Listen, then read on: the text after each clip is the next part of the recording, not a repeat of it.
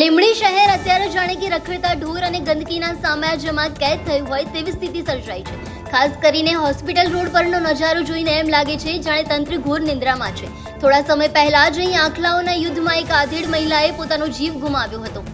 છતાં તંત્ર કોઈ મોટા અકસ્માતની રાહ જોઈ રહ્યું હોય તેમ જણાય છે. હોસ્પિટલમાં સારવાર માટે આવતા દર્દીઓ અને સ્થાનિક રહીશોમાં અત્યારે ભારે ફફડાટ છે. માલિકીના અને બિનવારસી ઢોરના અડીંગાને કારણે રસ્તાઓ પરથી પસાર થવું વધુ જોખમી બન્યું છે. ગંદકી અને રખડતા પશુઓના ત્રાસથી કંટાળેલી જનતા હવે સવાલ પૂછી રહી છે, શું તંત્રને લોકોના જીવની કોઈ કિંમત નથી? જો વહેલી તકે કડક કાર્યવાહી નહીં કરવામાં આવે તો જનતાનો આક્રોશ ગમે ત્યારે ફાટી નીકળશે.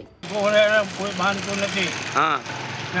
બહુ તરાશ છે અહીંયા ઢોરાના શેરીમાં બેરીમાં બધે આખી શેરીમાં તરાશ છે. થોડા સમય પહેલા આ રોડ ઉપર મોત થયું હતું ને એના ખૂંટિયા બહુ બાજે છે. થોડા દિવસ પહેલા મોત થયું હતું ને એક મોત કોઈક ડોશીમાનું મરણ થયું હતું ને આખલાના દ્વારામાં એનું મોત થઈ ગયું હતું. ખૂંટિયા બાજ્યા એમાં લો. તો તમારી માંગ કેવી છે અત્યારે? બહુ માંગ છે ખૂંટિયાની. ખૂંટિયા હેરાન કરે એમ ને? બહુ હેરાન કરે છે.